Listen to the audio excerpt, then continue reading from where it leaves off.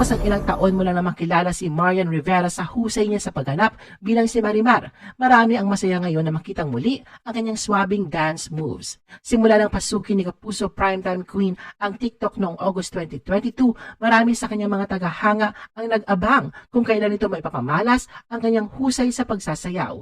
Hindi naman niya binigo ang kanyang mga taga-subaybay dahil noong August 10, 2023, pinagbigyan niya ang matagal ng kahilingan ng mga ito at kumasa sa Price Tag Dance Challenge sa TikTok. Nilikipan lamang ni Marian ang post na caption na "try lang" na may kasamang tang out emoji.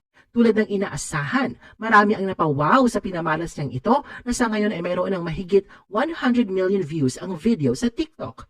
Naibahagi na rin ang dance video sa iba't ibang social media platforms. Karamihan nga sa komento ng mga netizens ay purong papuri at paghanga sa dance skills ni Marian. Anilay ang naturang video ang nagpabalik sa kanilang alaala sa iconic role nitong Marimar. May mga netizen pa nagsabi na walang kupas at ang smooth pa rin daw ng galawan ni Marian.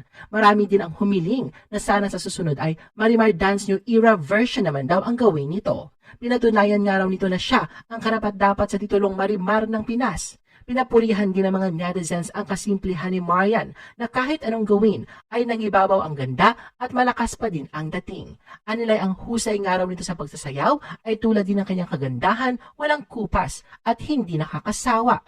Dahil nga rito ay marami ang gumaya sa dance moves ni Marian, maging sa kanyang outfit na white shirt, pants at sombrero.